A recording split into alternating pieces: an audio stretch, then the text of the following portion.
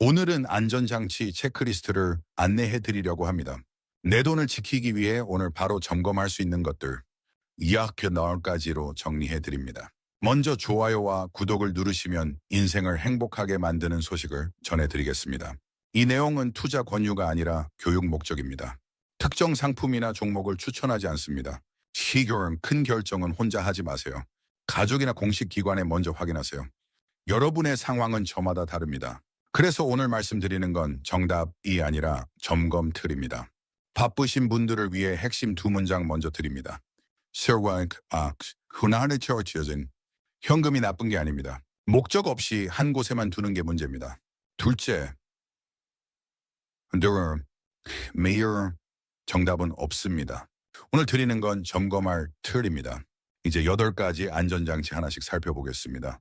하나, 첫 번째 질문 드립니다. 지금 은행 이자가 몇 %인지 아세요?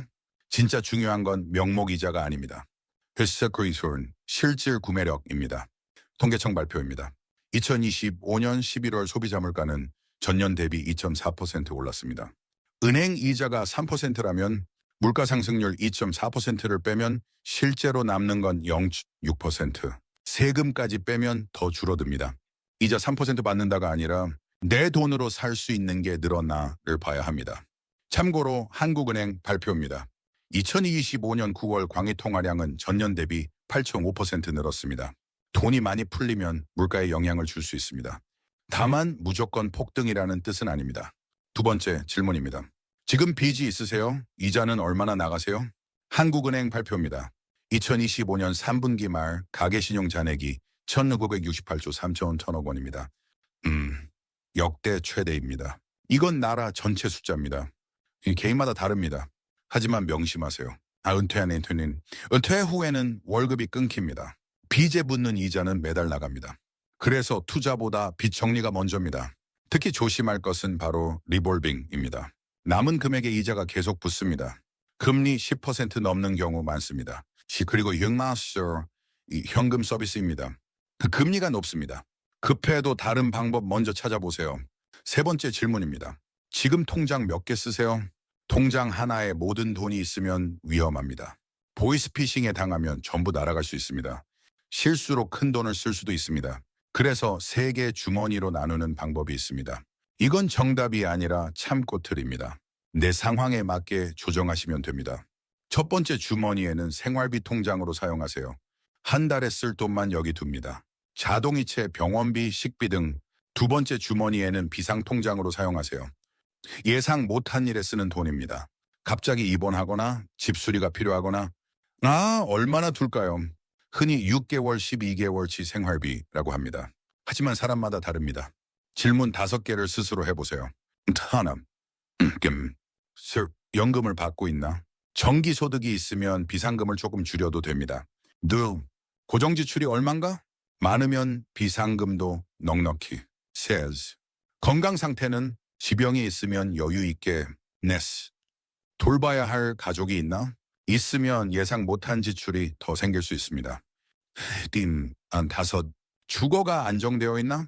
내 집인지 전월세인지에 따라 다릅니다. 무조건 2년치라는 말은 하지 않겠습니다. 내 상황에 맞게 정하세요. 세 번째 주머니는 장기 통장입니다. 당분간 안 쓸 돈입니다. 뭐를 위해 따로 두는 돈. 여기서 원칙은 2가지. 하나는 분산합니다. 한 곳에 몰아두지 마세요. 둘은 비용 확인입니다. 수수료가 얼마인지 보세요. 네 번째 질문입니다. 은행에 넣어두면 다 안전하다고 생각하세요? 맞기도 하고 아니기도 합니다. 얼마까지 안전한지 알아야 합니다. 금융위원회 발표입니다. 2025년 9월 1일부터 예금자 보호 한도가 5천만 원에서 1억 원으로 올랐습니다. 24년 만에 변화합니다. 적용되는 곳은 예금보험공사가 보호하는 금융회사입니다. 은행, 저축은행, 보험사, 증권사, 상호금융도 마찬가지입니다. 신협, 농협, 수협, 산림조합, 새마을금고 각 중앙회가 보호합니다. 똑같이 1억 원까지입니다. 무슨 뜻일까요? 금융회사가 파산해서 돈을 못 돌려줄 때 1억 원까지는 보호받을 수 있다는 겁니다. 하지만 주의할 점이 있습니다. 첫째, 한도를 넘는 금액은 보호 대상이 아닙니다. 한 금융회사에 1억 5천만 원을 넣어뒀는데 그 앞 회사가 문을 닫으면 1억 원만 보호되고 5천만 원은 위험해질 수 있습니다. 둘째, 예금자 보호 대상 상품인지 확인해야 합니다. 예금, 적금 보호됩니다. 펀드처럼 운용 실적에 따라 달라지는 상품 보호 대상 아닙니다. 셋째, 따로 보호되는 것들이 있습니다. 퇴직연금, 연금저축, 사고보험금은 일반 예금과 합치지 않고 각각 1억 원까지 보호됩니다. 다섯 번째 질문입니다. 자녀 건강보험에 피부양자로 등록되어 계세요? 피부양자로 등록되어 있으면 건강보험료를 따로 내지 않습니다. 하지만 일정 소득이나 재산을 넘으면 자격이 바뀔 수 있습니다. 국민건강보험법 기준입니다. 소득 요건, 이자, 배당, 연금, 사업, 근로, 기타 소득을 합쳐서 연간 2천만 원 이하여야 합니다. 금융소득이자 배당은 주의가 필요합니다. 1,000만 원을 넘으면 전액이 소득으로 합산됩니다. Don't worry. 예를 들어 이자 소득 샵 200만 원에 국민연금 1,000만 원을 더하면 2,200만 원이죠. 2천만 원을 넘으니까 자격이 바뀔 수 있습니다. 재산 요건, 재산세 과세 표준이 5억 4천만 원 이하여야 합니다. 9억 원을 넘으면 소득과 상관없이 자격이 없어집니다. 무조건 박탈이라고 말하지 않겠습니다. 개인별로 상황이 다르고 계산 방식도 복잡합니다. 다만 변동 가능성이 있다는 점을 알아두세요. 자격이 바뀌면 지역가입자가 됩니다. 그러면 매달 건강보험료를 따로 내야 합니다. 월 수십만 원이 될 수도 있습니다. 여섯 번째 질문입니다. 노후 자금을 매년 얼마씩 뺐으면 될까요? 4% 규칙이 있습니다. 1994년 미국의 벤젠이 제안한 방식입니다. 은퇴 첫 해의 자산의 4%를 뺍니다. 그 다음 해부터는 물가 상승률만큼 더해서 뺍니다. 이렇게 30년 써도 자산이 안 바닥났다는 연구 결과입니다. 1998년 트리니티 스터디에서도 비슷하게 검증했습니다. 하지만 이건 정답이 아닙니다. 한계가 있습니다. 미국 시장 데이터 기준이기에 한국과 다를 수 있습니다. 주식 채권 반반 포트폴리오 기준입니다. 30년 기준입니다. 더 오래 사시면 부족할 수 있습니다. 세금과 수수료가 빠져 있습니다. 모닝스타는 상황에 따라 3.3%가 더 안전할 수 있다고 했습니다. 국내의 4%는 출발점입니다. 나는 몇 년을 써야 하나를 먼저 생각해 보세요. 7번째 질문입니다. 내 자산이 한 곳에 몰려있지 않나요? 특정 상품이나 종목을 추천하지 않겠습니다. 원칙만 말씀드립니다. 원칙이 첫 번째, 분산하세요. 한 바구니에 달걀을 다 담지 마세요. 금융기관도 나누고 자산 종류도 나눕니다. 원칙 두 번째, 비용을 확인하세요. 수수료가 취업은 얼마인지 봐야 합니다. 같은 상품이라도 어디서 가입하느냐에 따라 수수료가 다를 수 있습니다. 원칙 세 번째, 과도한 레버리지는 피하세요. 빚을 내서 투자하는 건 위험합니다.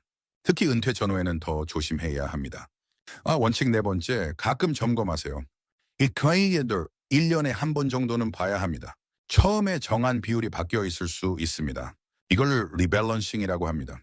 어떤 상품이 좋아요? 라고 물으시면 대답해 드리기 어렵습니다. 상황마다 다르기 때문입니다. 중요한 건 원칙입니다. 분산, 비용 점검, 레버리지 자제, 정기 점검을 기억하세요. 마지막이지만 가장 중요합니다. 금융 사기입니다. 경제가 어려워지면 사기가 늘어납니다. 특히 시니어를 노리는 사기가 많습니다. 세 가지만 기억하세요. 원금 보장의 고수익, 이 말이 나오면 사기입니다. 세상에 원금이 보장되면서 높은 수익을 주는 상품은 없습니다. 있다면 불법이거나 사기입니다. 우리 친척도 했어요. 그 말을 후에서 그 많이 안 해요. 이런 말에 속지 마세요. 친한 사람이 먼저 당하고 그 사람이 또 권유하는 겁니다. 이미 한번 사기를 당한 분들을 노립니다. 피해세금 회수해드립니다. 환불 도와드립니다. 수수료를 먼저 내라고 합니다. 돈 보내면 연락이 끊깁니다. 피해자 명단이 돌아다니고 있는 겁니다. 한 번 당했다고 부끄러워하지 마세요. 하지만 두 번 당하지는 마세요. 엄마 나 폰 고장 났어. 보내노로인 기를 원해요. 절대 바로 송금하지 마세요. 주식 정보 드립니다. 코인 급등 예정입니다. 이런 리딩방도 마찬가지입니다. 처음엔 수익이 나는 것처럼 보여줍니다. 돈을 더 넣게 만들고 나서 사라집니다. 가짜 앱도 조심하세요. 진짜 은행 앱처럼 생겼는데 가짜입니다. 앱은 꼭 공식 앱스토어에서만 받으세요. 그래서 항상 이렇게 하세요. 하나, 끊으세요. 이상한 전화, 이상한 문자 오면 일단 끊으세요. 둘, 가족에게 말하세요. 이런 전화가 왔는데 말하는 순간 객관적으로 보게 됩니다. 셋, 공식 번호로 확인하세요. 경찰 112, 금융감독원 1332, 금융회사는 인터넷에서 공식 번호를 찾아서 직접 전화하세요. 이 프리어밍 이 세 단계. 끊고 말하고 확인하고. 이게 나의 돈을 지킵니다. 자, 오늘 8가지 안전장치를 살펴봤습니다. 피더쇼 다시 한번 남이 말씀드립니다. 오늘 드린 건 정답이 아니라 점검 틀입니다. 내 상황에 맞게 조정. 우케어널성 그리고 하나만 더 큰 결정은 24시간만 보류하세요. 급하게 결정하라고 재촉하는 건 대부분 좋은 일이 아닙니다. 오늘 안 하면 기회가 사라집니다. 지금 당장 보내야 합니다. 담이 들어놨을 때 이런 말이 나오면 일단 멈추세요. 하나 하루만 생각해 보세요. 가족에게 물어보세요. 그래도 괜찮다 싶으면 그때 해도 늦지 않습니다. 오늘 영상이 도움이 되셨다면 참 주변에 나눠주세요. 더 많은 분들께 이 정보가 가면 좋겠습니다.